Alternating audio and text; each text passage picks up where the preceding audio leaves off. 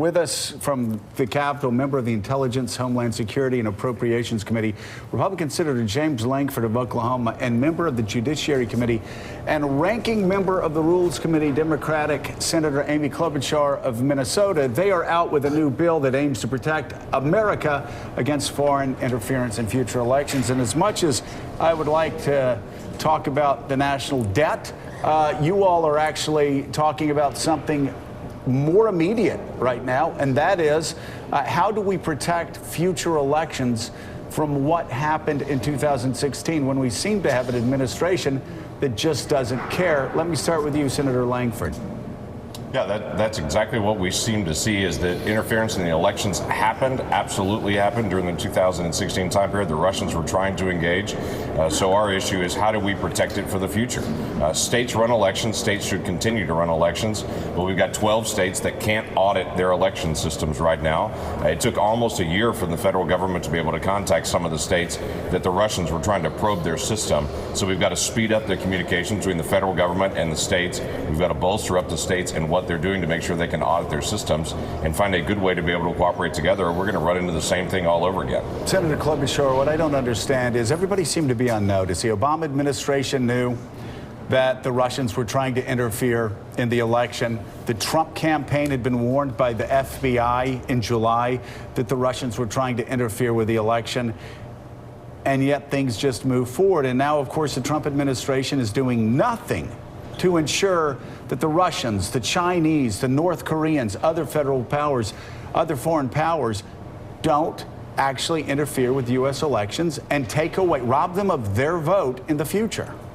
Exactly, and that's why we joined together across the aisle, James and I, along with Senator Harris and Senator Lindsey Graham, to put this bill forward that we're doing today.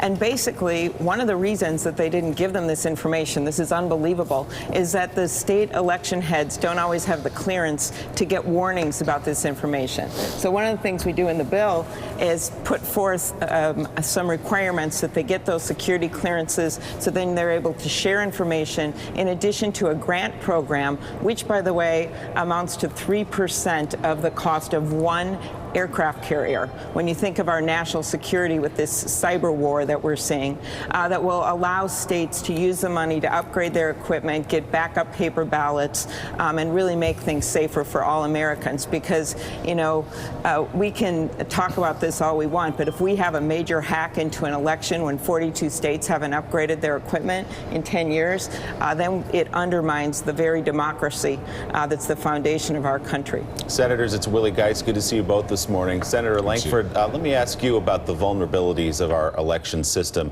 As you look at what Russia did in 2016, as you look what's still happening right now, if I'm an American voter sitting at home watching right now, where are the areas I should be most concerned? Where are we most vulnerable? Well, let me make two comments on this. One is to answer Joe's question, has the administration done anything about it? They actually have. The Department of Homeland Security has been very engaged in this. They've been very cooperative in helping with this bill, and they've also been very engaged in working with the states over the last year, trying to help them upgrade their systems and to be able to watch out for real vulnerabilities. The key thing that we need to be able to watch for is a specific thing. Is their equipment auditable? Can you actually run a ballot there and then to be able to verify it? If there's someone that hacks into that system, we lose all credibility in that system. They've got to be able to have a backup verification. About 12 states can't do that. Quite a few of the other states, their voting machines, they'll take them, they'll upgrade them beforehand. We've got to know the supply chain. Is the supply chain verifiable? Have the Russians trying to engage in trying to affect any of the software on those machines beforehand? So it's real basic systems about upgrades and securities. But if states don't do that, and if they haven't done that in a while, you lose trust. And at the end of an election, the last thing you want to have is a close election and a loss of trust on what actually happened. So, Senator Klobuchar, is that where you see the vulnerability then? Because Russia tampered in many ways and had its hand on the election, but there's been no evidence yet that actual votes were changed in the election. Do you see vulnerability there going forward? Well, it could happen, of course. It did not happen in the last election that our intelligence community has established, but we had 21 attempts at hacking state election equipment, and our intelligence agencies firmly, both under the Obama administration, under the Trump administration, have established that. So of course I see this as a vulnerability, or we wouldn't be doing this. And the things we've told you today aren't secret, they know it. And it's very important that we keep upgrading the systems and we help the states to do it.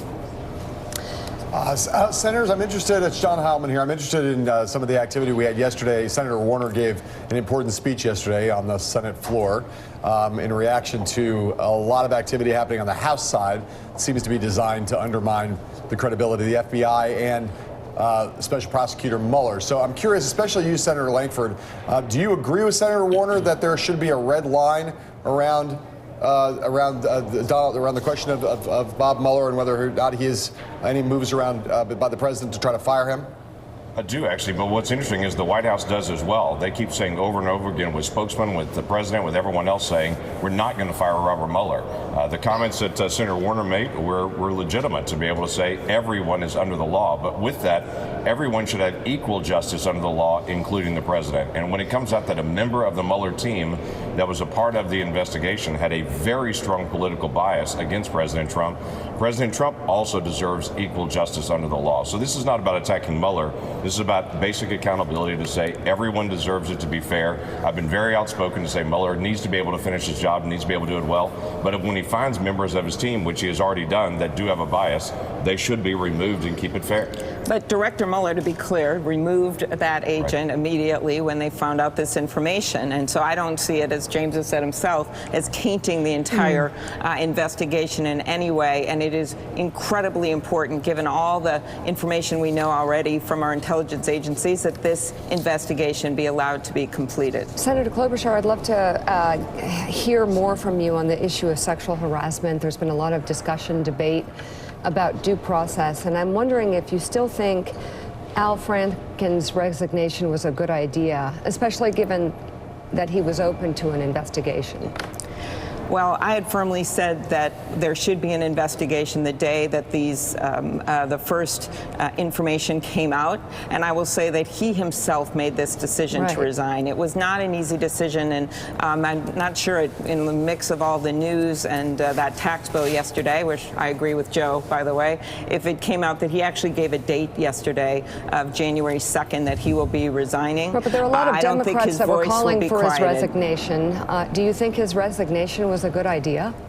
I did not publicly call for his resignation because we are colleagues, and we had many, many talks over that time. And the reasons that he gave for his resignation were reasons that he and I discussed, and that was that with all of the mounting allegations, but also the senators calling on him to resign, he was put in a place where he felt he couldn't be effective. He made the decision, and he is strongly supporting the new senator that's going to come in January, Tina Flint Smith.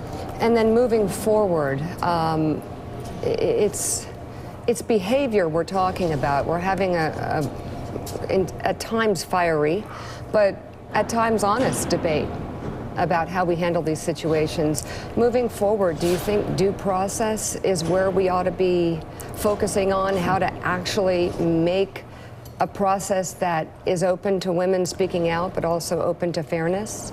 Yeah, I really appreciate that you have brought up those two words. I think it's really important that we have due process for anyone. This isn't about toppling men. This is about safer work environments and making everyone feel that they can be successful in a work environment. And so that means due process. It also means gradated penalties, so that depending on what the conduct is, there's a penalty that matches the conduct. And I think that's something all workplaces have to deal with, not just in the Congress. Absolutely. We're talking a lot about it here. Senator Lankford, do you want to chime in?